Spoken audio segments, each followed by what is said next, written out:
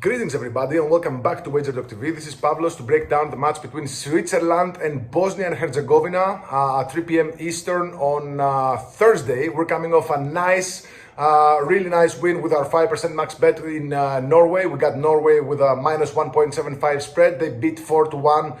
They beat Iraq by 4-1. It wasn't an easy win, I'll tell you, but we got the job done.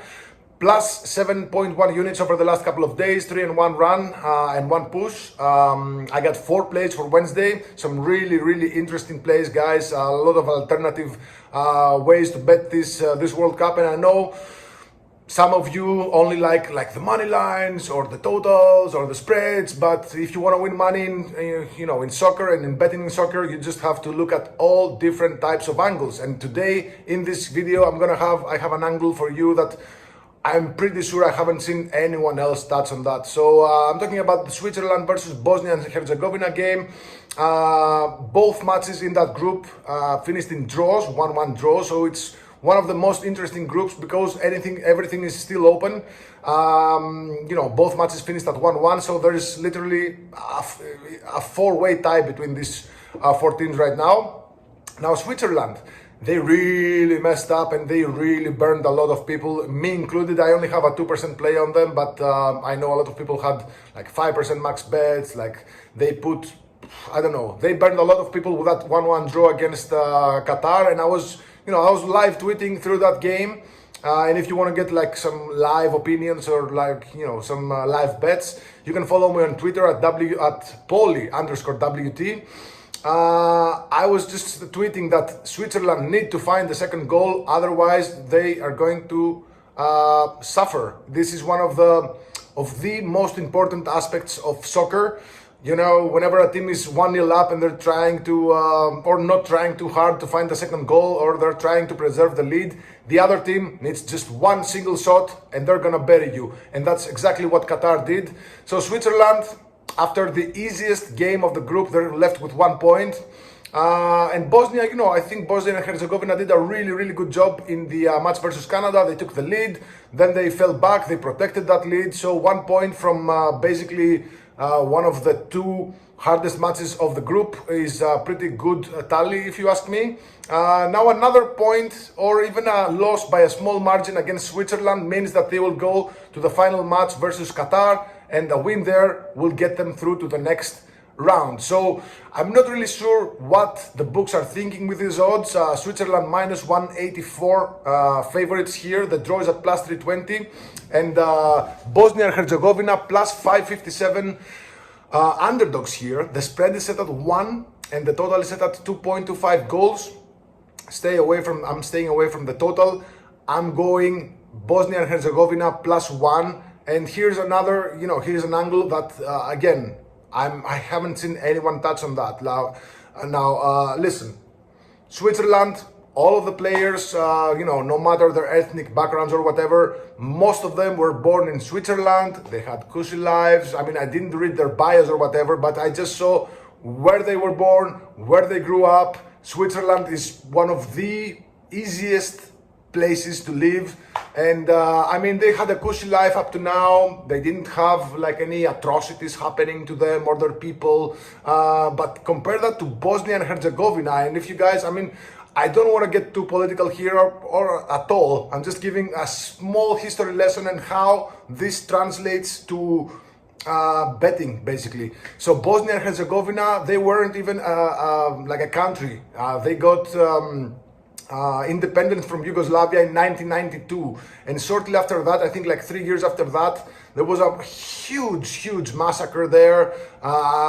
If you wanna just Google Srebrenica, there's a lot of players. For example, Edin Dzeko, the team's leader, 40 years old, he was born in Sarajevo. Sarajevo has suffered a lot of atrocities throughout the years. Even I was reading one of his interviews, and he said I had a close group of friends where like 6 or 7 of us were playing football in the street, and I told you guys how much I'd rather take a team with kids who are used to playing in like the dirt with fake footballs over rich kids who are pampered up in their life. They didn't have any, they're already rich by the age of 20, 22. They don't know which car to buy next. They don't know which Instagram model to bang next. So this, you have to understand the mindset of a player, of a kid that was playing with his friends in the middle of the street, and then one day his mother said, no, you won't go to play, and then all his friends died because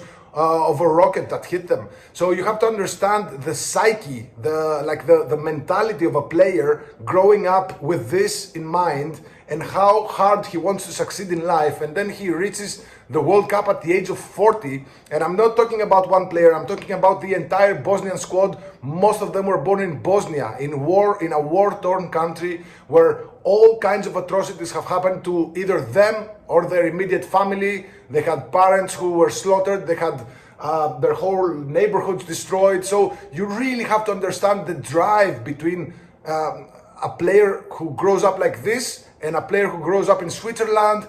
Oh, I have my fancy car. Oh, look at the river. There's no chopped off heads in the streets. I mean,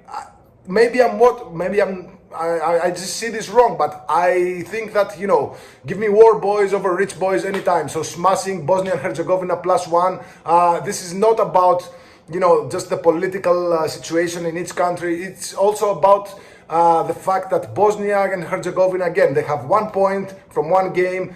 Even if they lose this against Switzerland, they're going to try to make it so by the minimum of margins, so they can go then against Qatar and just win and progress. So the way I see it, I mean, after all, Bosnia, they have 8, 9 draws in a row, and even against teams of similar strength against Switzerland. Switzerland on the road, they're not that good. I mean, most of their big wins, by more than one goal that is required to cover this bet, they've come at home. On the road, they're just not as good. I'm not saying that Switzerland will not win. I just find it, given the circumstances, I find it tough or unlikely for them to win by 2 goals or more. I think Bosnia have a strong defense. I think, for example, if Bosnia and Herzegovina might, score a goal here, it would take 3 Switzerland goals to cover the spread. So, I mean, come on, man. I think these odds are a bit off. I think the line should be, I don't know, 3/4 of a goal, to say the least. So